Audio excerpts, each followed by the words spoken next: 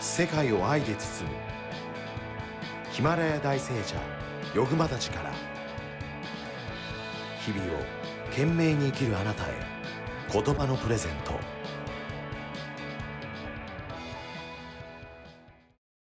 グマたち、パワハラというお言葉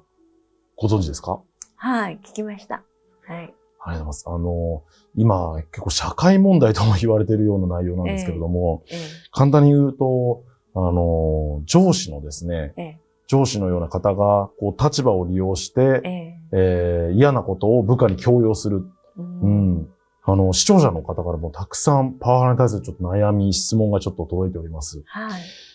嫌なことを言われて、こう心がすさんでしまって、もうパフォーマンスが下がってしまう、こう部下の方、職場環境、たくさんあるわけですけれども、こういう状況をヨグマたちだったら、こう、どのように、アドバイスをされるのかなと思いまして。私たちの中にね、こう、不動の、心っていうか、心って常に揺れてるんですよね。だから、まあ、前にこう、叱られたことがあるとね、あるいは苦手だとか思っているとね、そこにリンクするとね、こう、動揺したりしてね、相手に一度叱られたりするとね、それをこう、記憶してるのでね、で、そこにまたリンクして、また、嫌だなって、こう、嫌な波動をどうしても無意識に出してしまうんですね。だから、まあ、不動になる修行をぜひしていただいたらなって思うんですね。で、うちなどはね、みんなね、こう、苦手な人に対するその思いをね、その人の幸せを祈るっていうことでね。で、自分の力はちょっと弱いのでね、祈願を出していただいてね。まあ、私のところで、サマディパーの祈りっていうのをしていてですね。そういう祈りがね、もう、宇宙空間からね、その相手のこう集合意識のレベルに届いてね。で、相手が順に変わってくるんですね。で、自分も祈ってこう任せたっていうところでね、こう安心のエネルギー、なんか不安のエネルギーっていうのをこう嫌いとかね、どうしようとかね、やっぱり心配のエネルギー無意識にこう出ちゃうんですね。そういうのを見てこう先輩もね、上司もね、受け入れられていないなって、こいつなんか俺の言うこと聞いてないな、みたいな。そういうこう悪循環になってしまうのかな。だからそこに高い次元のエネルギーをつなげてね、そしてこう、なんかそのエネルギーと断絶するっていうかね、修行して自分の心を空っぽにしていくとね、そういう状態、不動の心になって、どんなことも動じなくなって、そして相手への尊敬の気持ちをね、相手のその上司にね、いいところもあると思うんですよね。そういうところを常に思い出して、その上司の人も責任あって大変なんだろうなって、こう、相手の立場に立ってね、やはりまたさらにその上に何か言われてるのかもしれないしね。そこにいるだけでも大変だし、人に仕事を頼むっていうこと自体ね、すごい大変だと思うんですよね。だからまあ頼まれてこうすぐ入って言えばいいけども、ちょっとできません、忙しい、帰りたいとかね。まあそれだけ聞いただけでも、なんかちょっとね、まあムッとしたりするかもしれないし、そういう連続があったかもしれないしね。まあ仕事をやるっていうことも今、まあ自分の肥やしになるんですね。もうやったら全部自分がね、実力がつくしね、困難があればあるほどね、すっごく、なんていうか、それを、じゃどうやったら問題が解決するかってね、いろいろ調べたりね。そうやっていろいろスキルがアップしてね、どんなことにも対応できる人になるんですね。だから問題があったら嬉しくなるみたいな。仕事をいただいたら嬉しくなる。まあ今の人はね、だから遊びたい気持ちも強いのかもしれないけれどね。その仕事を遊ぶ気持ちでね、なんか楽しんでやっていくと、仕事イコールなんか大変みたいにね。で頼まれて大変みたいなね。だからそうやって頼まれたことをこうね、無欲でやるっていうのはね、まあ、スピリチュアルなね、考え方では、奉仕っていうのがあるんですよ。ギブアンドテイクで、こう、やった分だけを、見返りを期待するっていうんじゃなくてね、こう、捧げていくっていうね。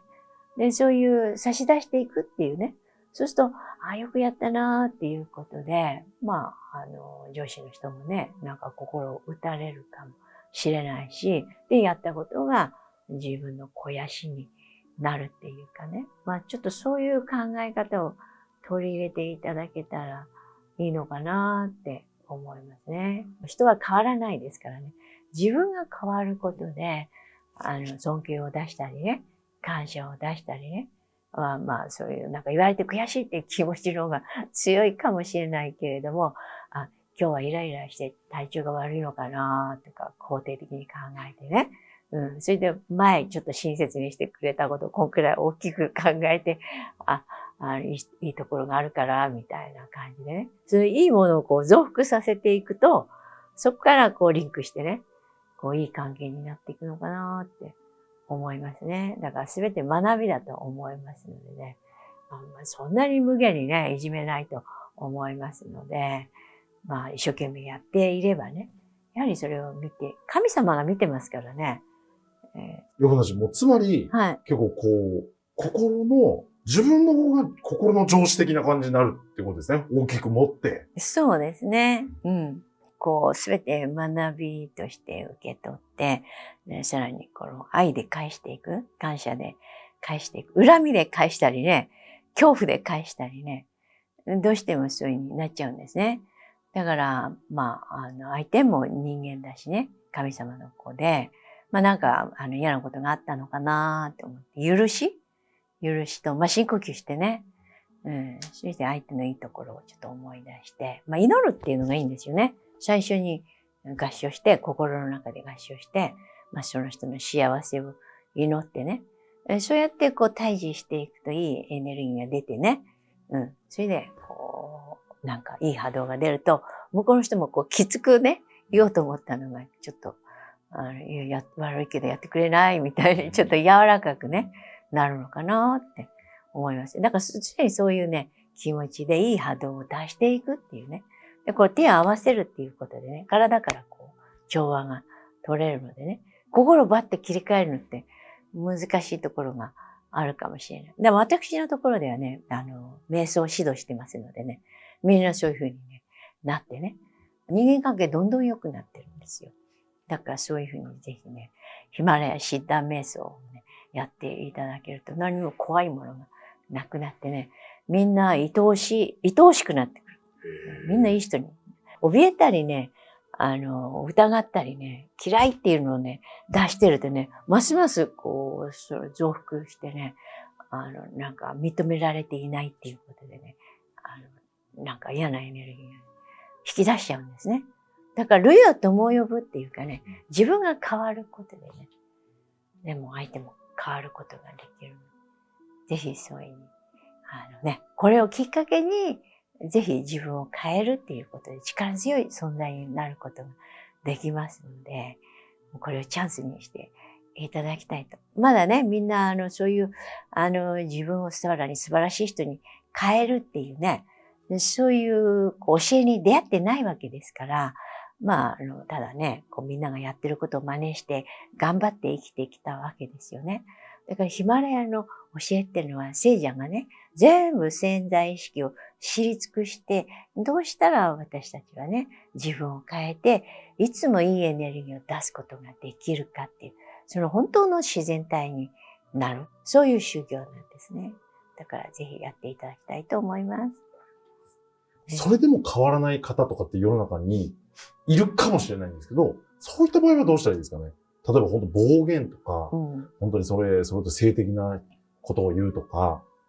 質問にもあるんですけど、どうしても汚い言葉を言う方が変わらないと。だからもうそういう人もね、すごいかわいそうな人なんですよね。いい体験をしてないのかもしれない。なんか、そういじめに遭ってきたのかもしれないんですね。だからまあそういう人の、もう私たちは平和の祈りっていうのをやってるんですよ。みんなが平和でみんなの心が平和でありますようにっていうことでね、そういうふうに諦めないでね。まあ私の本を渡していただいたり、その人の幸せを祈るっていうことをね、やっぱり長く、すぐ変わらないですよ、人間は。だからもう本当にね、1年かかるかもしれないし、2年かかるかもしれないしね。そういうすさんだ心がね、平和になりますようにってね。自分で気づいていないんですよね。だからその人も学びだと思いますので、いつかね、なんかそういうことに気づくかも、なんかあんまり誰かいじめてると自分が病気になっちゃうかもしれないしね。そんなにずっと幸せじゃないと思いますよ。だからそれはそれなりのね、因果応報っていうかね、原因があって結果があってね。なんか自分が悪いものを出したらまた悪いものが降りかかっていく。だからそういうので、もしたら体がダメージ受けるかもしれないしね。長い目でね。やっぱし、そういう人の幸せを祈って、許して学びをいただいたので、ありがとうございますってね。で、やっぱしね、君子危うきに近寄らずって、あんまりそういう人積極的にその人ばっかり積極的にね、出会っていかないで、大勢の人、いろいろいい人もいますから、そういう出会いをね、見つけていっていただきたいと思います。